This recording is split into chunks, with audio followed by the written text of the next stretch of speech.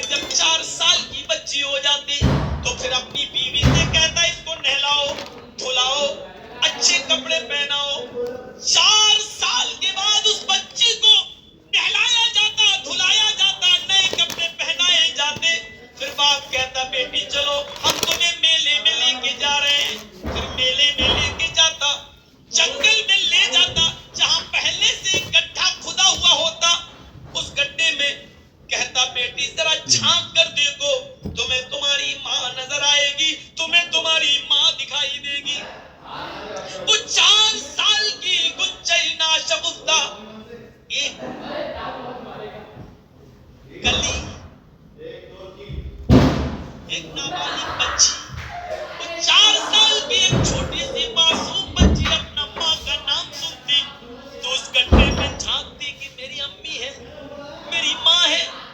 لیکن جیسے ہی وہ اس گڈھے میں جھانک کر دیکھتی وہ قصائی باپ وہ پاپی باپ وہ ظالم باپ پیچھے سے اپنی بیٹی کو دھکا دیتا گڈھے میں گرا دیتا اور زمین کی مٹی کو اس کی اوپر ڈالنا شروع کر دیتا. وہ اپنے ننھے منھے چھوٹے چھوٹے ہاتھوں سے مٹی کو دور کرتی جاتی لیکن کب تک کرتی اس کو بانٹ دیتا پورا کا پورا اس 4 سال کی بچی کو گاڑ دیتا. وہ چیختی اور چلاتی رہتی اور اس کی آخری آواز تک یہ ظالم باپ یہ کرور باپ اسی جگہ پر بیٹھا رہتا.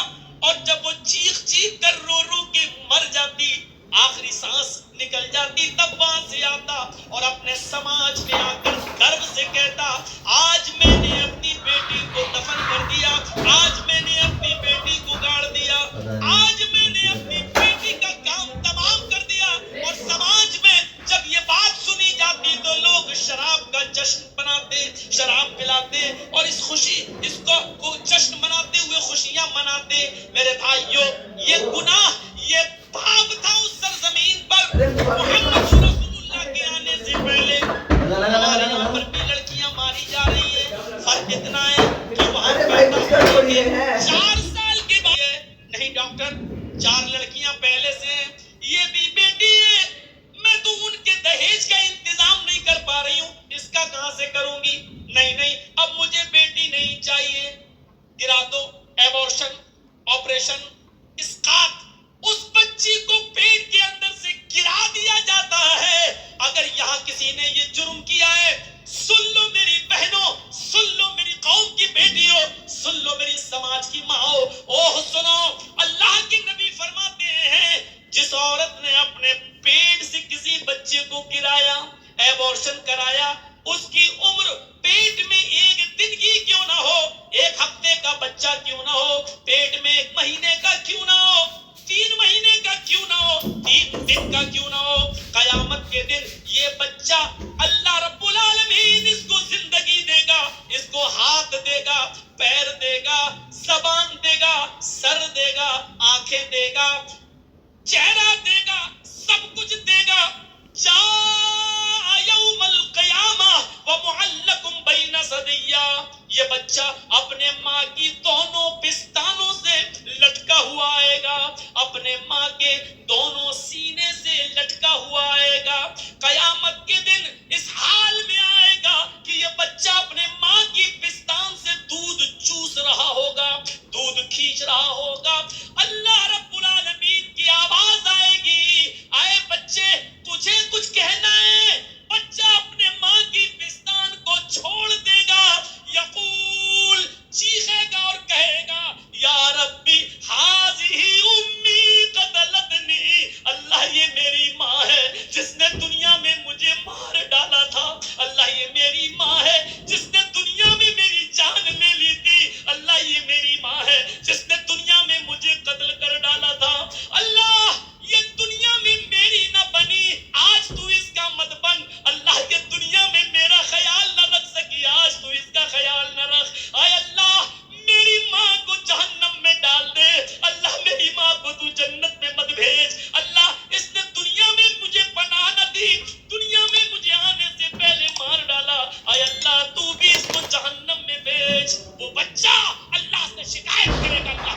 को दुनिया में जब इसने मुझे नहीं वजूद में लाई तो तू इसको जन्नत में कैसे भेज सकता है? आए अल्लाह मेरी माँ को तू जहन्नम में डाल दे। वो बच्चा अपनी माँ को अल्लाह से फरियाद करके जहन्नम में भिजवा देगा। अगर किसी माँ ने, किसी औरत ने अगर ये जुर्म किया है तो जाओ फजर की नमाज से पहले पहले मुसल्ला बिछाओ, सजदे करो और अपने रूठे हुए रब को मना लो।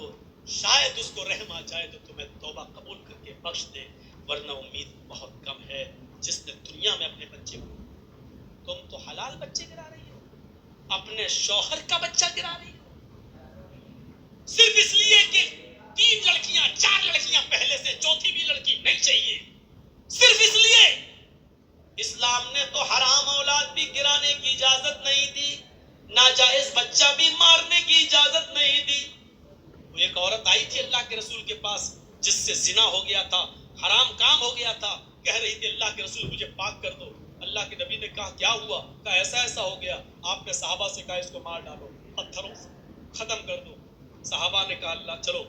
उसने कहा अल्लाह के रसूल मेरे पेट में बच्चा है, उसी जिना की पैदावार है। अल्लाह के नबी ने कहा तो गलती तेरी है, तेरे पेट के बच्चे को कैसे मारा जाए? अभी तुझे मारूंगा तो बच्चा भी मर जाएगा। जाओ जब बच्चा पैदा हो जाए तब आना। जब बच्चा पैदा हुआ तब आई। अल्लाह के रसूल ने कहा अभी भी तुझे नहीं मारा जा सकता है, क्योंकि अभी बच्चा तेरा दूध पीता है, इसके होंठों में दूध लगा है, और मोहम्मद सालिम नहीं जो इस बच्चे का हक मार दे। नहीं, अभी इसको दूध पिलाओ, जब रोटी खाने लगे तब आना।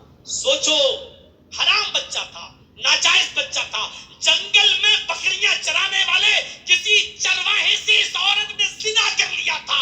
पहाड़ की के दामन में जिना हुआ था, जंगल में झाड़ी में जिना हुआ था, लेकिन अल्लाह के रसूल सल्लल्लाहु अलैहि वसल्लम ने उस नाजायज बच्चे को भी गिराने की इजाजत नहीं दी, जबकि उस बच्चे का बाप इस दुनिया में पता नहीं कौन है, ना उसने एक्सेप्ट किया कि मेरा बच्चा है, और आज तक हदीस की किताबों में उस बच्चे का बाप का पता नहीं है कि कौन है।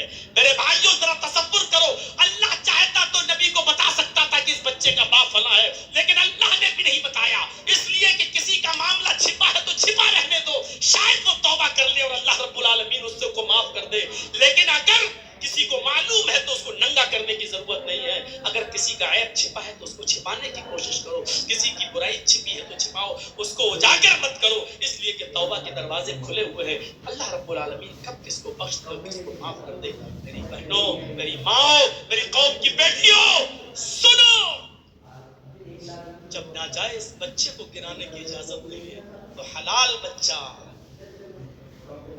जायज बच्चा, उसको कैसे गिराया जा सकता? ये अंधेरा था अरब की सरजमीन, ये गुनाह थे अरब की सरजमीन पर। अज्ञान हेतु किरत मोह मदांधिकारम नाशम विधायम हितदोदयते। मोहम्मद इस दुनिया में आएंगे, अंधेरे को नाश कर देंगे, अंधेरे को मिटा देंगे। आप इस दुनिया में आए और आपने अंधेरे का खात्मा किया, आपने इस तरीके से अंधेरे को मिटाया, फिर औरत को इज्जत दी, फिर औरत को सम्मान दिया। मेरी बहनों, मेरी कौम की बेटियों, तुम कहां इज्जत ढूंढ रही हो?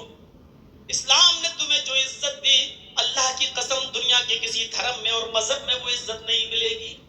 तुम कहती हो हमें इस्लाम ने पर्दे की 4 दीवारी में कैद कर दिया है, चेहरा तक ना दिखाऊं, हाथ की हथेलियां भी ना खोलूं, पैरों में सॉक्स पहनूं, हाथों में ग्लव्स पहनूं, फिर हम तरक्की कैसे करेंगे? मेरी बहनों, तुम्हारी शिकायत अपनी जगह पर सही है, लेकिन मुझे बताओ, ईमानदारी के साथ बताओ, इस रोड पर 2 सगी बहनें जा रही हो, 2 सगी सिस्टर जा रही हो, दोनों 1-2 साल की उम्र का फर्क हो, एक की उम्र 18 साल हो, एक की उम्र 20 साल हो,